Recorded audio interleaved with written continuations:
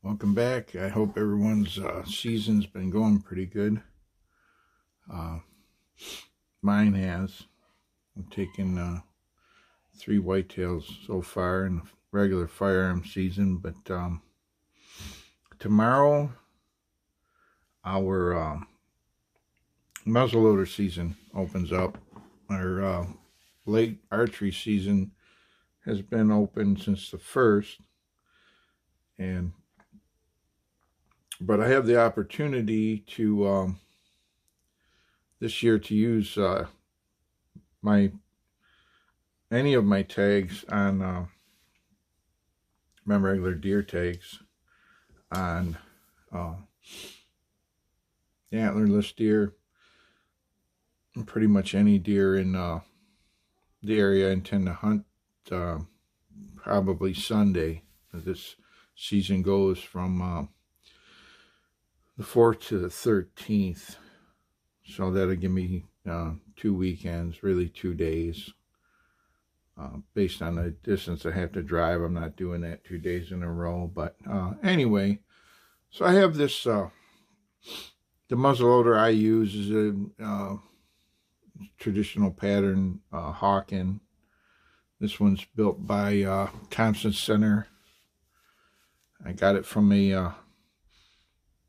bought it from a guy that used it to shoot competitively. He didn't hunt, but he shot targets, and so that's the reason that I have this. It has a globe front sight, and if you're not familiar with that's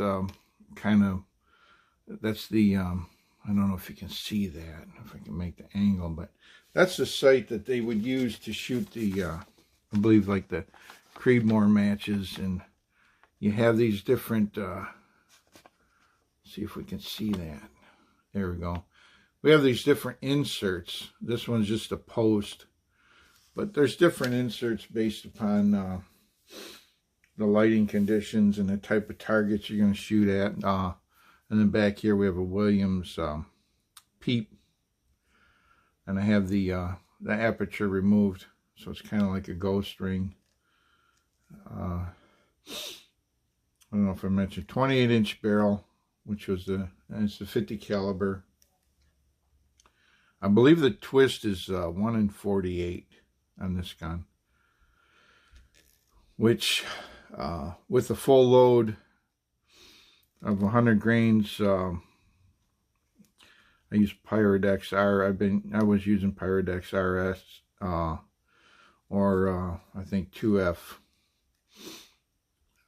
And the heavy, like the Great Plains, there are 460 grain Great Plains. It stabilizes well, and I had it zeroed at 50 yards, but hitting the kill zone on the whitetail out to 100 is no problem, as long as there's an open shot. And the deer I have shot with those have not been able to regain their feet. So anyway, I wanted to talk a little bit about it, and I wanted to talk about these, primarily about the set triggers and the problem I ran into years ago when I found out the guy didn't have them set right. So let's see if we can get in here and look at it. I'm going to take the lock off and go over a little bit the idea how they work. And if you have a gun like this and you're not familiar with the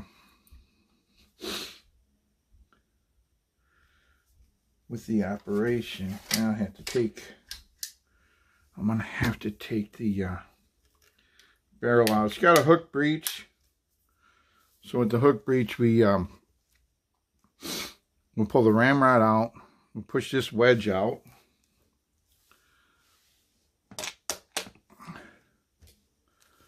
and I believe I have a wedge puller in kind of a makeshift possible bag, but once that wedge is once that wedge is out, I should be able to lift up on this and pull it out, and there's the hook. It goes in, it hooks in here. And I've tightened this one up too. I've taken it to work, and what I did is because the rear sight's mounted on this tang, I've tightened up this hole to remove any side play, because I'm going to lower this to half. That would account for any variation in impact and zero. So anyway, take this screw loose, tap it out here. Let me move this barrel now over.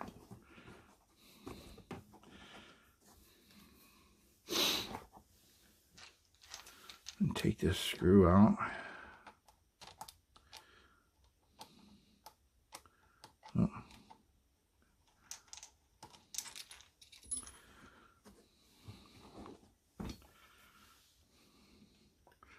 So the lock comes out like that, and we'll be able to see inside of here somewhat. But if you're not familiar with how these work, this is a half cock notch, and this particular lock was traditional on the outside, but the coil spring makes it modern. But it has a fly, which is this piece right here. And what that does is, when you pull the trigger, when you pull the front trigger on these guns, the trigger raises this bar up in the, see if we can see it here. Get a light in here.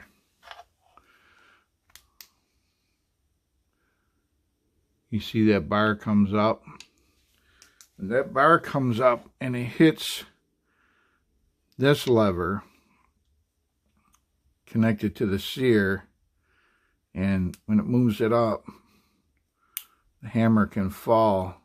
And what the fly does, there's the half cock. So we'll do this again. So that's where it falls to when the gun fires. We go to half cock, the sear falls on this side of the fly. We go to full cock, the fly comes down, and what that fly does is it prevents the hammer from, especially when you use the hair trigger, the set trigger and the hair trigger, it prevents the sear from falling into that half cock. It ensures that once it starts moving that direction, the hammer falls all the way. So that's that part of it. What had happened was, I was out hunting in really cold weather. It was down into the teens, and a little bit of lube I had on this caused the set trigger not to trip. I should back up. There's two ways this sear can be tripped. It's either tripped with the forward trigger here. That bar moves up. You see it come up there. Or you would pull the rear trigger, the set trigger, hold it this way here, and that comes down, and you'll watch it. It's a very small movement, but if you watch it, it goes in behind this the hair trigger, the front trigger, and it clicks in, and it's a hammer of its own. So you get this trigger. When you pull the hair trigger, it releases that trigger, and that bar comes up and contacts this extension on the sear lever. and fires the gun. So it's like you're when you use the set trigger hair trigger, you're cocking two hammers. You cock this hammer, and then this trigger, part of it is actually a hammer. And once you set that one, you pull the front, and the rear pops up and smacks the bottom of this. And he had it set wrong. There's a couple, without taking this all apart, or maybe I should take this out of here. Let's see. Yeah.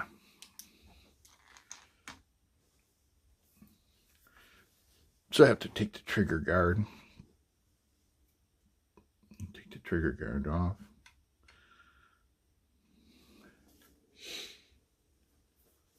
Find the right screwdriver. Tip. This one here.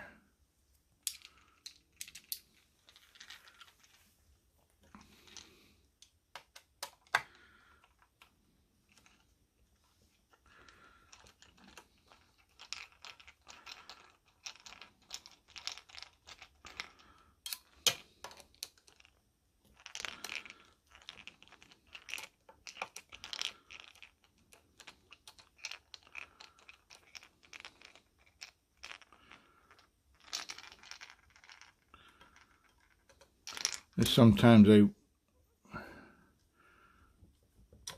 think I want a modern inline, but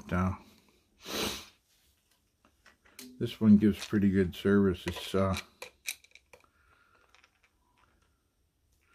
very accurate. It shoots the heavies. It shoots round ball pretty good too, but anyway, I'm going to set this aside. So here it is. And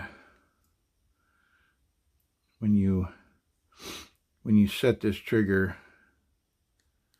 that's it. It's got just this little sear right in under there.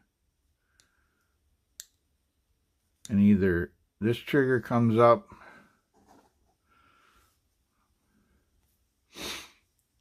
this one can come up and smack that bar, this rear one, or the front trigger itself can come up and hit it here and trip it and cause the hammer to fall and fire the gun.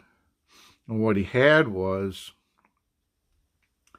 he did not have, there's a set screw right here, and there's another adjustment screw right here. This adjustment screw pushes up on this leaf spring. The more it pushes up on this leaf spring, the lower this rear trigger will set. It'll move it down like this, and it'll leave a gap. And what you want to do, the way you want to adjust this is, you had too much of a gap, so it had where this trigger was not powered by the spring for the last for some amount of travel like this until it hit that lever. So what I had to do is I would back this set screw out, so this came up and just touched. It would just touch when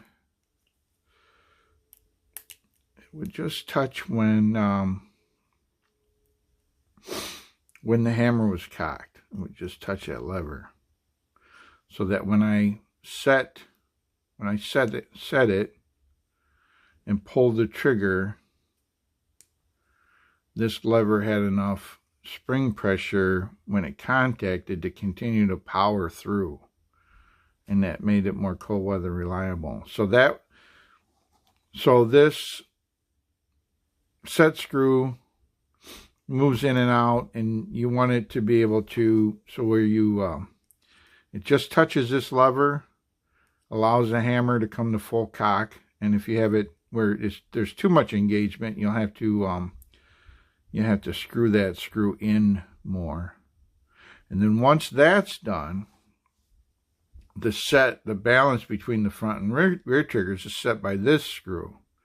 And that screw allows the front trigger to, what it does is it pushes up on it this way as you screw it in. You screw it clockwise, go in.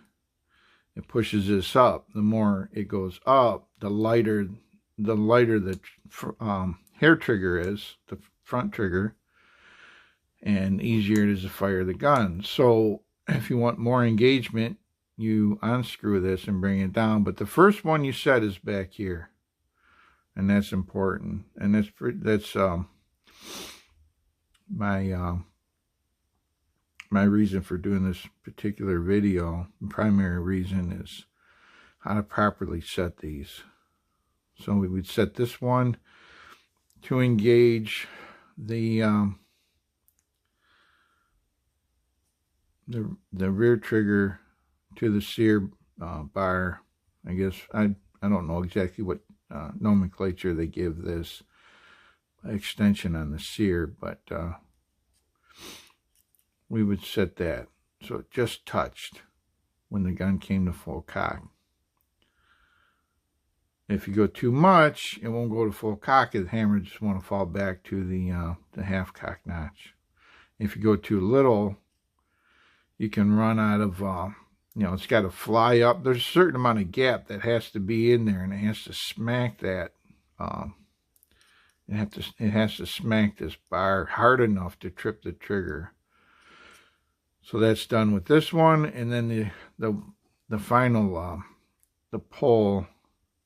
The more I screw this in, the farther back the front trigger is, the lighter that it trips at. This one's probably, I never measured it, but it's probably ounces. You just touch it. If you're not used to it, about the time you realize you're touching the trigger, the gun's gone off. But and there's another thing I want to talk about when I put it back together about the use of these while hunting. Some people will say not to use them while hunting, just to pull the front trigger, which you can do. You can do, but there's a safe way to use these, and I've never heard anybody talk about it. So that's that. Screw this out, you get more engagement. The hair trigger is a little bit heavier. It's only going to get so heavy though. So put this back.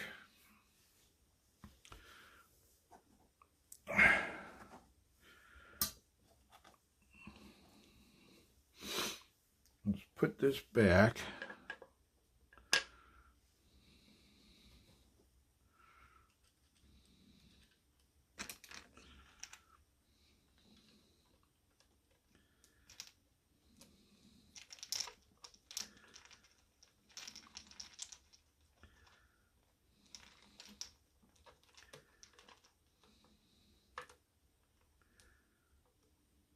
Don't want to tighten those too much. It's just wood screws.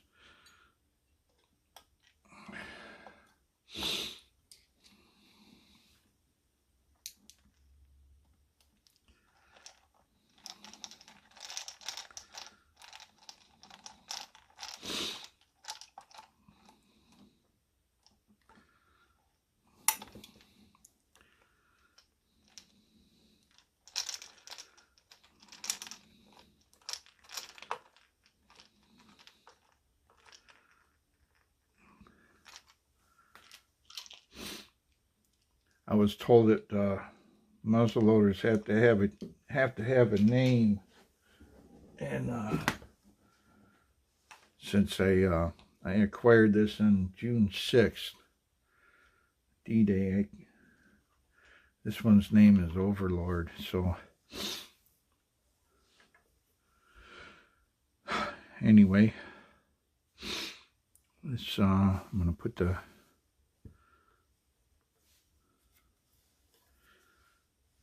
barrel back, or let's see, I'm gonna put the lock back in.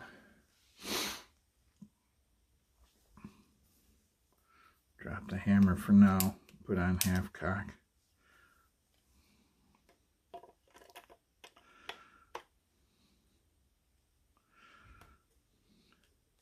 You really don't want to lube these either, especially when you go to hunt. You want to try to get all the lube off of them.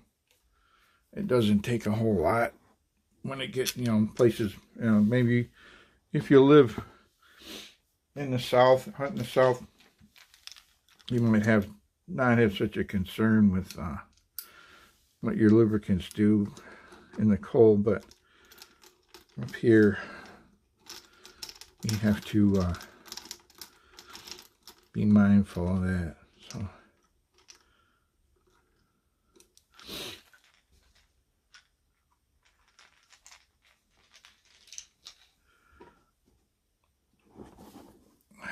come to full cock here.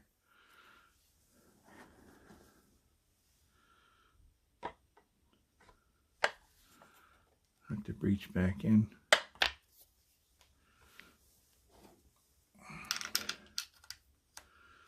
Push a wedge in. I've never had it fall out. I mean, it's not in there super tight. Sometimes I can push it out by hand. If I needed more friction, I could actually pull it out and bend it a little bit, but I just keep an eye on it. Okay, so let's go through how this.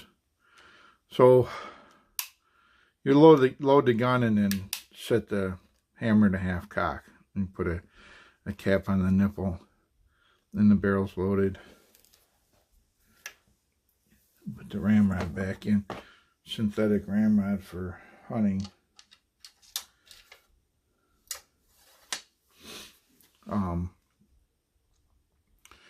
So then you want to take a shot. You go to full cock. Now, to do that quietly, you can let your finger hold the trigger, and it's not going to be super quiet because of that fly. Remember when we looked in there, it jumps over that fly. But so there's full cock. Now we can fire from the front trigger just by pulling the front directly, or we can set the set trigger and then a very light touch on the front. You hear that smack. That's this rear trigger coming up and hitting the, let me see if I can hold this so you can see it without really, I don't want to drop the hammer on a bare nipple. It'll damage the nipple, but we just pull this and you saw the rear trigger comes up and smacks that. So that's how that works. If you want to hunt with this, we want to use this trigger. If you're hunting, the way I do is I'll pull this trigger and I'll hold it with this finger until I'm ready to fire. And then this finger will just come up the instant I want to shoot. And that's when I make it happen. So you don't want to cock it, set the trigger, and then start moving your finger around here, and maybe it's going to happen, maybe it's not going to happen. The shot doesn't, the shot opportunity diminishes or goes away. So then what do? You can drop it like that, but that's a safe way to use these. Use the set trigger and the hair trigger is just to hold, once you set it, to hold it until you're ready to fire or your opportunity is gone and you need to back it back down. One more way here is you can, rather than have all that noise, we can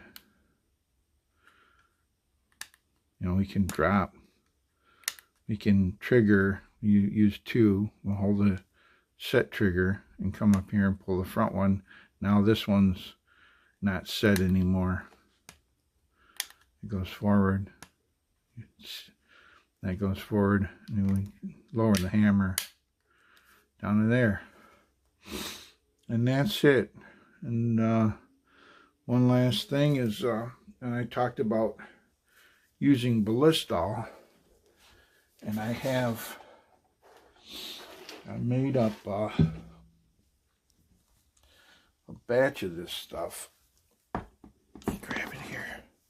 It emulsifies with water, so it kind of looks like some of our water-soluble coolants. And we mix this stuff up. It separates a little over time, but mix it back up. And maybe go through these guns with first with water, and then with this stuff, and then kind of dry them out as much as possible, and then lube them down with straight Ballistol. But it's made a huge difference in totally eliminating corrosion. I haven't had, let's see, I haven't had any in here since I started using it. Barrel's nice and smooth. And this gun, I haven't hunted with it in several years, but it's been sitting and there's no rust. If I use the traditional stuff, I definitely have rust. By the way, the green is for low light, close range. That whole green globe appears within the aperture when you hold it up. So that's my aiming point when that's my front sight becomes that green ring at close range in the low light. Other than that, I like to talk about hunting. I like to talk about guns and bows and all that stuff. So if I welcome anyone to hit me up in the comments. And other than that, good luck, have a good season, and thanks for stopping by.